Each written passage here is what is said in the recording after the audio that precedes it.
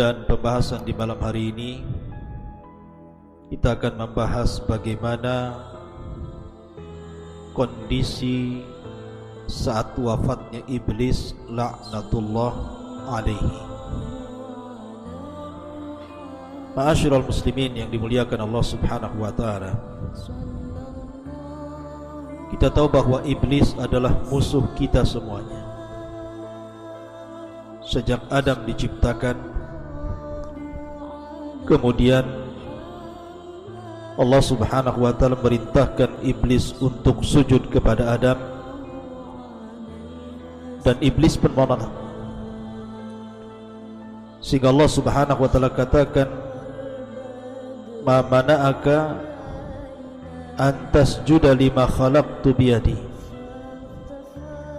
Apa yang mencegahmu wahai iblis untuk sujud kepada makhluk yang aku ciptakan dengan tanganku? Maka iblis kemudian mengatakan, "Ana khairu minhu, khalaqtani min nar wa khalaqtahu min tin." Karena aku lebih baik, aku diciptakan dari api sementara kau ciptakan dia dari tanah.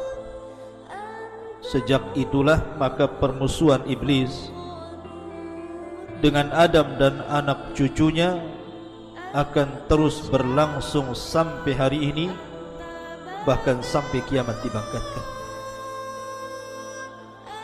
Bahkan diriwayatkan oleh Abdullah ibn Ahmad di dalam Zawaid Az-Zuhdi dari Salam ibn Miskin, dia mengatakan, Su'ila al-Hasan, maksudnya Hasan al-Basri rahimahullahu ta'ala, "Ya Aba Sa'id, hal yanamu iblis?" Wahai Aba Sa'id, maksudnya di sini kunyah Hasan al-Basri rahimahullahu ta'ala, pemimpin para tabi'in, apakah iblis itu tidur sama dengan kita manusia? Maka Hasan al-Basri mengatakan, "Lau nama lawajadna lidzalika roha." Sekiranya iblis itu tidur, tentu kita akan beristirahat walaupun sejenak. Artinya menurut Hasan al-Basri rahimahullahu ta'ala, bahwa iblis itu tidak tidur. Di antara dalil yang menunjukkan bahwa iblis itu tidak tidur adalah hadis yang dikeluarkan Imam Ahmad dari Jabir ibn Abdullah radhiyallahu an, Nabi sallallahu alaihi wasallam bersabda bahwa singgasana iblis itu berada di tengah lautan, dan iblis setiap hari, bahkan setiap waktu, mengutus sarayahu, tentara-tentaranya, yaftatinuna nas, mereka berusaha memfitnah manusia, fa'adhamuhum indahu manzilatan a'dhamuhum fitnatan linnas, dan pasukan yang dianggap mulia di mata iblis adalah yang paling besar fitnahnya bagi manusia. Maka setiap waktu iblis memanggil tentaranya dan mengatakan, "Apa yang sudah kau lakukan kepada manusia?" Maka pasukannya mengatakan, "Fa'altu kadza wa kadza," aku sudah melakukan ini dan itu. Aku sudah menggoda si fulan sehingga meninggalkan salat. Aku sudah menggoda si fulan sehingga meninggalkan puasa Ramadan. Aku sudah menggoda si fulan sehingga dia tidak haji, dan begitu seterusnya. Tiba-tiba iblis mengatakan, "Ma sana'ta syai'an," kau belum melakukan apapun. Tiba-tiba kemudian datang satu tentaranya dan mengatakan, "Qad farraqtu baina ar-rajuli wa baina imratihi," aku sudah membuat antara suami istri bercerai-berai. Maka tiba-tiba iblis kemudian berdiri, mengambil hadiah berupa piala di kepala. Kemudian dia pun mendekati orang itu dan meletakkan piala di atas kepalanya dan mengatakan, "Ni'ma anta," sebaik-baik pasukan yang kukirim adalah dirimu. Artinya bahwa iblis tidak tidur, terus saja dia mengutus pasukan. Makanya menurut pendapat Hasan Al-Basri, lau nama lawajadna lidzalika raha. Kalau seandainya iblis itu tidur, tentu kami akan mendapatkan istirahat walaupun sesaat. Walaupun pendapat ini ada yang membantah, karena tidak tidur dan tidak mengantuk itu adalah sifat Allah Azza wa Jalla. La ta'khudhuhu sinatun wala naum. Tetapi ini masalah khilaf di antara para ulama, wallahu a'lam. Tapi yang jelas bahwa iblis sebisa mungkin dengan berbagai macam cara, metode, dengan mengerahkan seluruh pasukannya menggoda kita anak Adam supaya menjadi pengikutnya dan sama-sama masuk ke dalam jahannam, na'udzubillah. Ma'asyiral muslimin yang dimuliakan Allah Subhanahu wa ta'ala. Tetapi bedanya iblis dengan kita, kalau iblis itu diberikan oleh Allah Subhanahu wa ta'ala tangguhan usia karena dia sendiri yang meminta kepada Allah Azza wa Jalla, fa'angdirni ila yaumi yub'atsun, tangguhkan diriku sampai pada hari dibangkitkan manusia, dibangkitkan kiamat ini kepada manusia. Maka Allah Subhanahu wa ta'ala mengatakan, innaka minal mundharin. Kalau begitu engkau termasuk orang-orang yang ditangguhkan. Artinya iblis diberikan oleh Allah Azza wa Jalla usia yang panjang sekali. Berbeda dengan Adam dan anak turunannya, dibatasi usianya. Ma'asyiral muslimin yang dimuliakan Allah Azza wa Jalla. Lalu bagaimana iblis mati? Kapan dia mati? Bagaimana kondisi dia mati? Bagaimana malaikat maut mencabut nyawanya? Bagaimana dia merasakan kematian? Ma'asyiral muslimin yang dimuliakan Allah Azza wa Jalla, Ahnaf ibn Qais suatu ketika datang ke kota Madinah. Dia hendak menemui Umar ibn Khattab radhiyallahu anhu. Tiba-tiba dia melihat ada halaqah yang sangat besar, banyak orang yang duduk di situ. Ternyata di halaqah itu yang sedang berbicara adalah Ka'ab al-Akhbar, sedang berbicara di hadapan manusia. Maka Ahnaf ibn Qais pun ikut duduk di halaqah itu. Kemudian dia mendengarkan apa yang dikatakan Ka'ab al-Akhbar radhiyallahu anhu. Dia mengatakan, lamma hadara Adam al-wafat, ketika Nabi Adam alaihi salatu wassalam menjelang wafatnya, dia mengatakan, ya Rabb, syayasmatu bi aduwi idza ra'ani mayyitan wa huwa mungdaru ila al-waqtil ma'lum. Ya Rabb, tentu musuhku akan senang, akan bahagia apabila dia melihat diriku meninggal dunia sementara dia ditangguhkan usianya sampai waktu yang ditentukan dirimu. Maka Allah Subhanahu wa ta'ala katakan, ya Adam, innaka turaddu ilal jannah wa yu'akharul mal'un ila nadhirati liyadhuqa bi'adadil awwalina wal akhirin alamul maut. Wahai Adam, tenang saja, kematianmu engkau akan langsung masuk ke dalam surga. Akan tetapi si mal'un, si iblis itu akan diakhirkan sampai batas waktu agar dia merasakan sakitnya dengan jumlah orang-orang yang pertama dan yang terakhir. Bagaimana orang-orang itu merasakan kematian, itulah yang akan dirasakan iblis.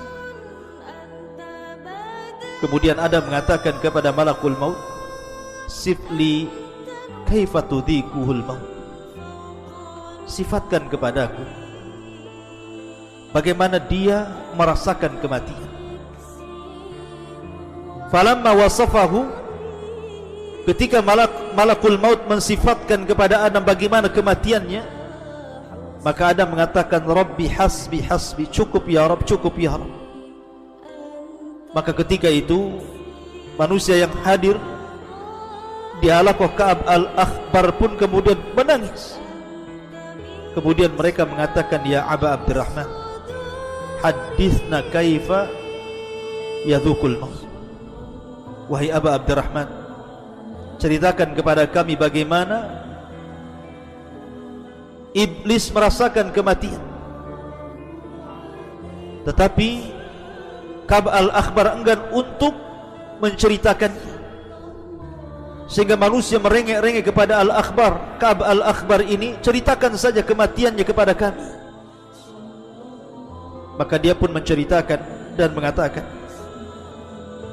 idza kana akhirud dunya wa qarubatin nafkhah fa idzan nasu qiyamun fi aswaqihim wa hum yatakhasamun wa yattajirun wa yatahaddatsun id bihaddatin azimatun yus'aku fiha nisfu khalaiq fala yafiquna minha miqdara thalathati ayyam wa nisful baqi minan nas tadhalu uquluhum fayabkuna madhushina qiyaman ala arjulihim kal ghanami al fazi'ati hina tarassabuan.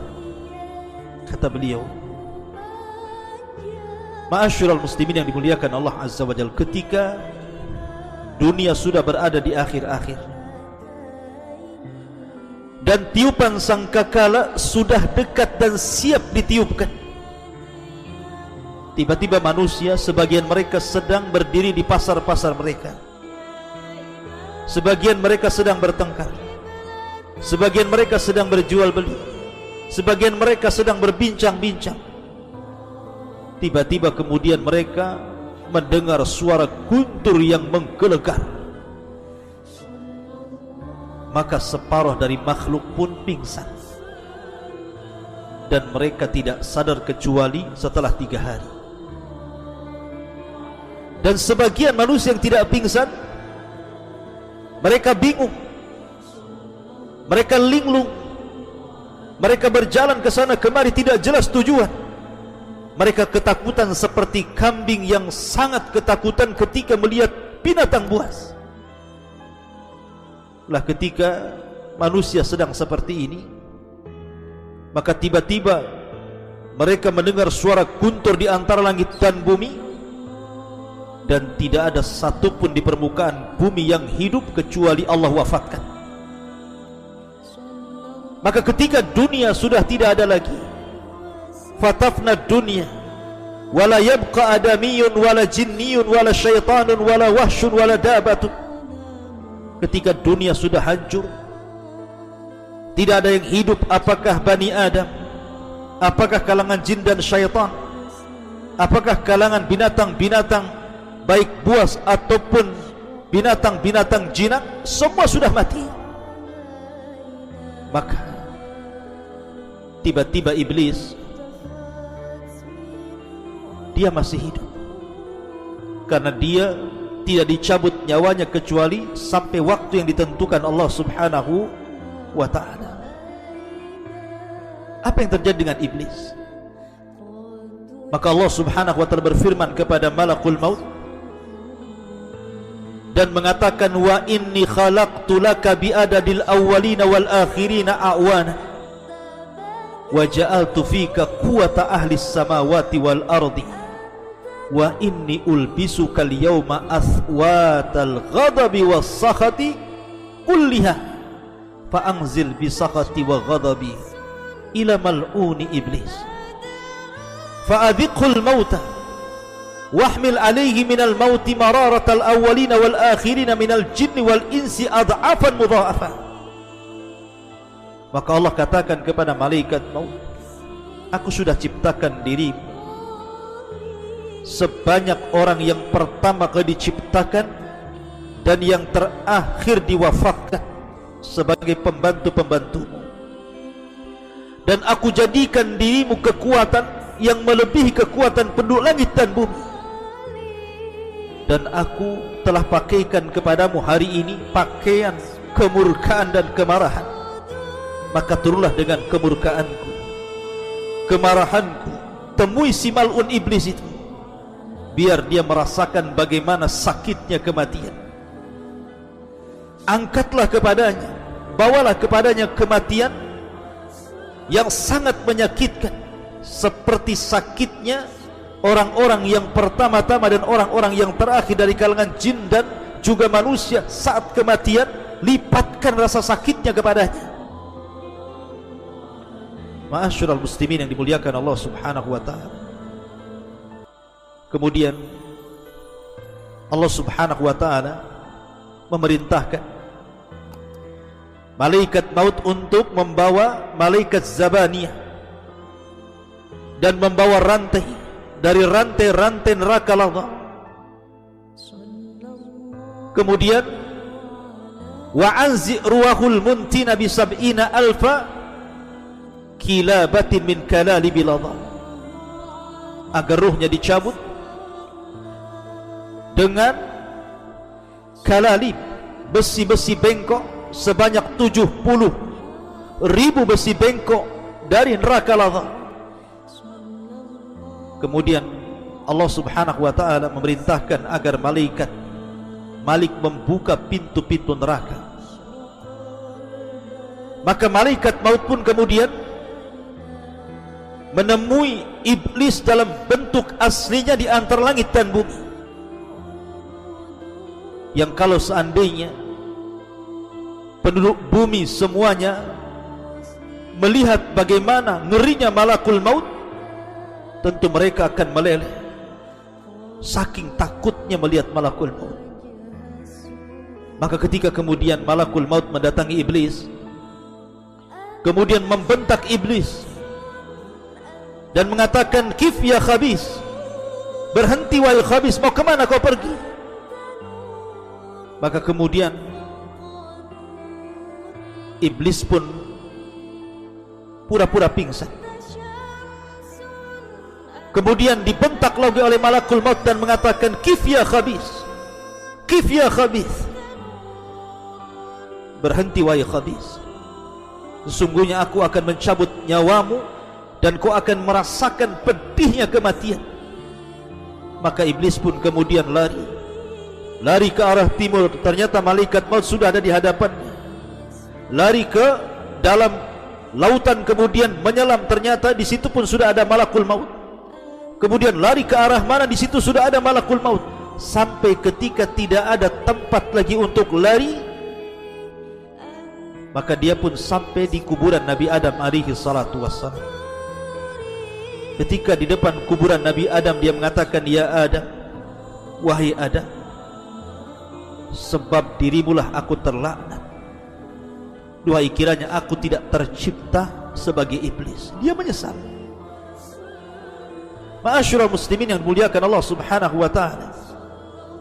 Maka iblis pun mengatakan kepada malakul maut sebelum dicabut nyawanya, wahai malakul maut, sekiranya kau cabut nyawaku, kira-kira minuman apa yang akan kau berikan kepadaku? Maka malakul maut mengatakan, engkau akan meminum dari air neraka lazza.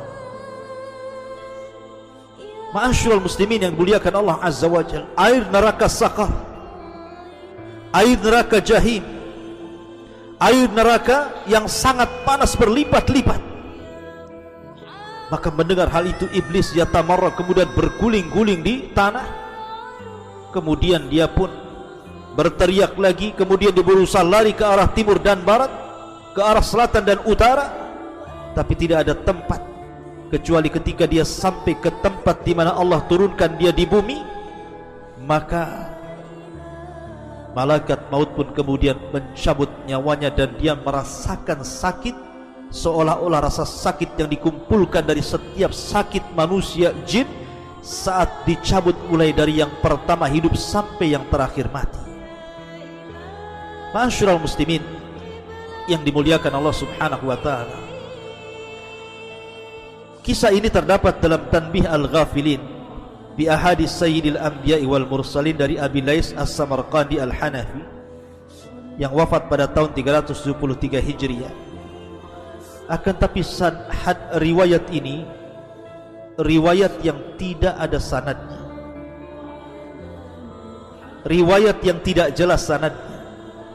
Boleh jadi ini riwayat Israiliyat, karena yang menghabarkanlah Ka'b al-Akhbar, dan Ka'b al-Akhbar ma'ruf dahulunya seorang pendeta yang masuk Islam di zaman Khalifah Umar bin Khattab, sehingga banyak mengkisahkan tentang kisah-kisah Israiliyat. Artinya tidak bisa dijadikan hujah tentang kisah ini.